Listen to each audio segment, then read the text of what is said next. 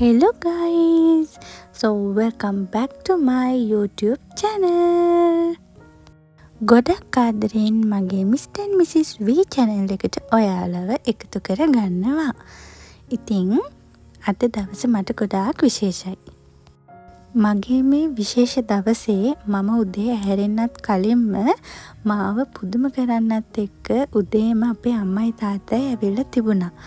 එයාලා නිකන් නෙමෙයි ඇවිල්ලා තිබුණේ මම කන්නේ කැමති මං ගොඩාක් ආස කරන දේවල් ගොඩාක් අරගෙන. මානින් ඔන්න ඉතින් උදේම ආවා අපේ අම්මලා.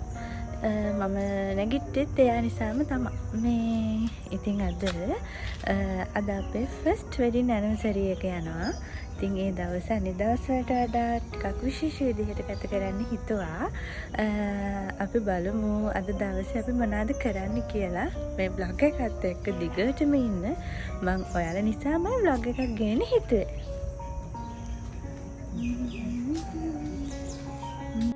මං ඔයාලට කීවේ මම කන්න කැමති කොටාක් ඒවා යාලා අරගෙන ඇවිත් තිබුණා කියලා. මේ ඒවායින් කීපයක්. අපි කොච්චර ලොකු වුණත් අපේ දෙමාපියන්ට තාම අපි පුංචි දරුවෝ වගේ තමයි පේන්නේ. ඉතින් තවමත් මං ආස කරන චූටි දේවල් පවා යාලා ගේන්න අමතක කරන්නේ නැත්තේ ඒ නිසා තමයි. ඉතින් අද මගේ ලස්සන දවසේ මගේ අවුට්ෆිට් එක උනේ මෙන්න මේක. මගේ ලයිෆ් එකේ තියෙන විශේෂ දවස්වලට මං අනිවාර්යෙන්ම මොනාහරි මතක හිටින දෙයක් කරනවා. ඉතින් ඒක මට තව අවුරුදු ගාණක් ගියොත් මෙන්න මෙදා මේ විදිහ දෙයක් තමා කරේ කියලා මතක් කරන්න පුළුවන් දෙයක් තමයි මම කරන්නේ. ඉතින් අද දවසේත් අපි අමතක කරන්නේ නැතුව මුලින්ම ගියේ පන්සලට. මම හැම විශේෂ දවසකම මේ විදිහට පන්සල් යන එකත් අමතක කරන්නේ නැහැ. මම නම් හරිම කැමති ජීවත් වෙද්දී හරි සමබරව ඉන්න. මොකද එතකොට අපි වටේ ඉන්න අයට වගේම අපි දෙන්නටත් ඒක ගොඩාක් සැනසීමක්. මම මීට අවුරුදු 5කට විතර කලින් මන් දිහා බලලා අද ඉන්න තත්ත්වය ගැන හිතුවොත් මම ගොඩාක් ආඩම්බර වෙනවා මං ඉන්න තත්ත්වය ගැන. අපිට කිසිම දෙයක් නිකන් ලැබෙන්නේ නැහැනේ. අපි මොනාහරි දෙයක් ගැන ලොකු උනන්දුවකින් කැපවීමකින් ලොකු බලාපොරොත්තුවක් ඇතුව හීන දැකලා ඒකට වැඩ කරද්දී ඒ ලැබෙන ප්‍රතිඵලය තමයි අපේ වත්කම වෙන්නේ. දැන් නම් ඔන්න අපි දෙන්න පන්සලෙන් පිටත් වෙන්න තමයි හදන්නේ.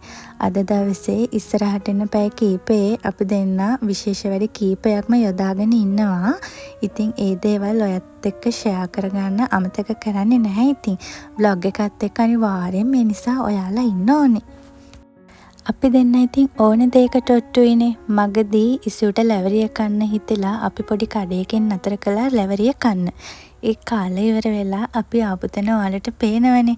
අද අපි මතක හිටින්නත් එක්ක ෆිල්ම් එකක් බලන්න තමයි ආවේ.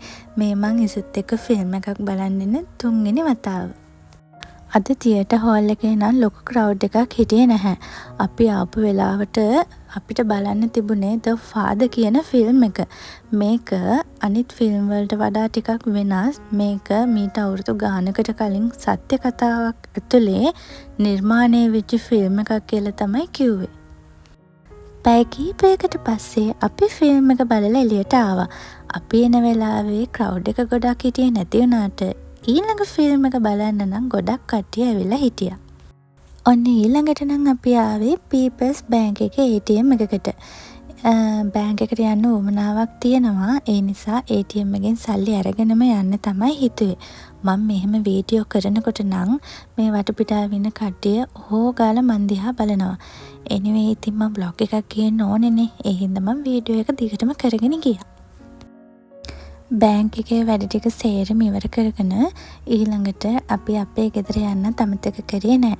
මොකද අම්මලත් ඇවිල්ලා ඉන්න හින්දා ආපහු අපි ගෙවල් පැත්තේ ගිහිල්ලා එන්න හිතුවා.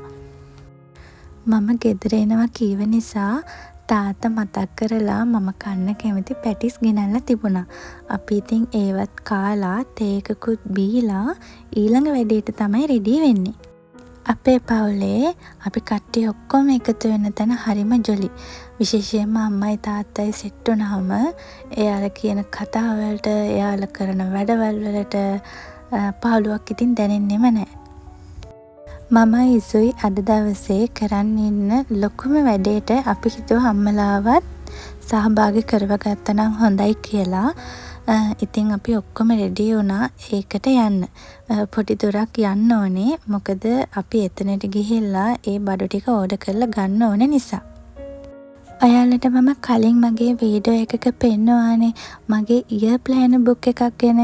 ඒකේ ජනවරි මන්ත් එකේ තිබුණ එක ගෝල් එකක් තමයි මට කීප දෙනෙක්ට අපේ ඇනිවර්සරි එක දවසේ මේ විදිහට කෑම වගයක් දෙන්න ඕනි කියන එක. ඉතින් අද ඒ ගෝල් එකත් ඇචීව් කරන ගමන්ම මං ඒකට අම්මයි තාත්තයි සහභාගී කරගෙන ඒ වැඩේට තමයි මේ සූදානම් වුණේ. ඉතින් අපි ඒකට ඕන කරන කෑම පාර්සල් වගයක් වගේම යෝගට් වතුර බෝතල් මේ හැමදේම පිළිවෙලට අරගෙන බෑග් වලට දාගත්තා. මට ගොඩාක් සතුටුයි මම මේ හිතපු විදිහටම අද දවසේ මේ විදියට ඒ වැඩ ටික අපි හැමෝගෙම සහභාගීත්වයෙන් කරගන්න ලැබුණ එකට. බලාගෙන ඉන්න කෙනෙක් නම් මට සමහර විට බනින්නත් පුළුවන් මේ විදිහට කෙනෙක්ට කෑම දීලා ඇයි මං වීඩියෝ කරන්නේ කියලා. මම මේ වීඩියෝ එක මගේ vlog එක වෙනුවෙනුයි ඊට අමතරව මගේ vlog එක බලන කාටම හරි කෙනෙක්ට මං මේ දෙනා වගේ Tamanට හැකි වෙලාවක තව කෙනෙක්ගේ බඩගින්නට මොනවා හරි දෙයක් දෙන්න හිතුවොත් ඒක මම ලබන තවත් ලොකු ජයග්‍රහණයක්. ඇත්තටම මම නම් හරිම සතුටුයි ඒ වගේ කාට හරි කෙනෙක්ට උදව් කරන්න ලැබීම ගැන. අපි කලින් කෑම දුන්න සීයා ළඟින් ඉසුව පොඩ්ඩක් නතර කරලා තාත්තායමයි පුංචි වැඩකට දැන් මේ බයික් එකේ යන ගමන් තමයි ඉන්නේ. ඉසුවගේ වීල් එකට රෝද වගයක් ගන්න ඕනි කියලා පහුගිය ටිකේ කියනව ඇහුණා. අපි සාමාන්‍යයෙන් මන්ත්ලි සැලරි එක මන්ත්ලි අපේ ඉන්කම් එක අපේ වියදම් වලට වෙන් කරනවානේ. ඉතින් මම යාට නොගියම මගේ සැලරි එකෙන් මේ දෙයට වෙනම වෙන් කරලා තමයි තිබුණේ. ඉතින් මගේ විශේෂ දවසේ එයාට ඕනම කරන දෙයක් අරගෙන ගෙනියන්න තමයි තාත්තත් එක්ක මේ ලෑස්ති වුණේ. ඔන්න එහෙනම් බලමු අපි එයාට ඕනම කරන ගිෆ්ට් එකක් දුන්නාම එයාගේ රියැක්ෂන් කොහොමද කියලා.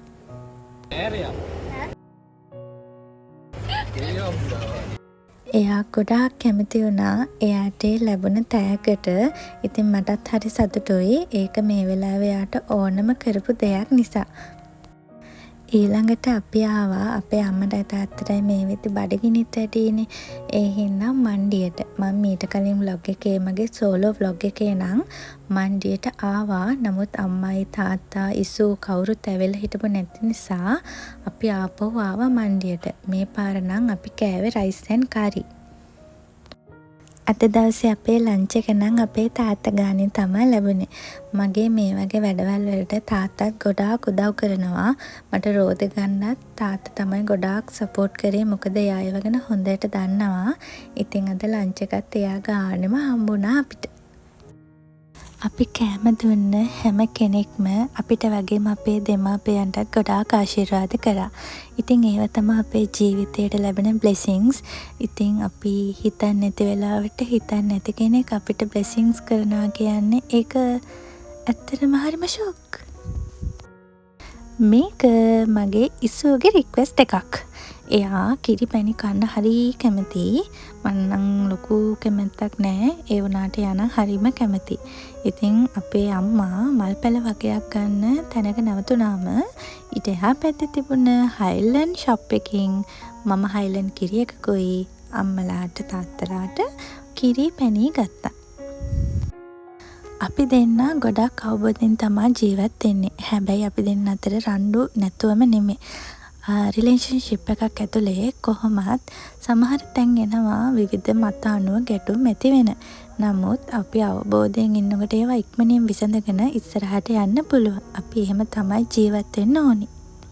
මගේ vlog එකේ අන්තිම හරියට තමයි දැන් ඇවිල්ලා ඉන්නේ. අපි අන්තිමටම ආවේ බැරිස්ට් එකට. ඇත්තටම බැරිස්ට් එකේ ස්ටාෆ් එක මාරම ෆ්‍රෙන්ඩ්ලි. මම රික්වෙස්ට් කරා මගේ ඉසුවට මේ වගේ චූටි සර්ප්‍රයිස් එකක් දෙන්න කියලා. ඉතින් එයා ඇත්තටම පුදුම වුණා. මම ස්පෙෂලි තෑන්ක් කරන්න ඕනේ බැරිස්ට් එකේ ස්ටාෆ් එකට මම කියපු විදිහටම මට ඒ ටික ලස්සනට කරලා දුන්නට. මම කියන්නම්කෝ අපි මොනවද ඕඩර් කරේ කියලා. එයා කේක් එක කපනකම් මම ගත්තා මයිලෝ ෂේක් එකක්. ඊට අමතරව නටෙලා සෑන්විච් තමයි ගත්තේ. ඉසුට රෙඩ් වෙල්වෙට් කේක් පීස් එකයි බනානා ස්මූති එකක් තමයි ගත්තේ.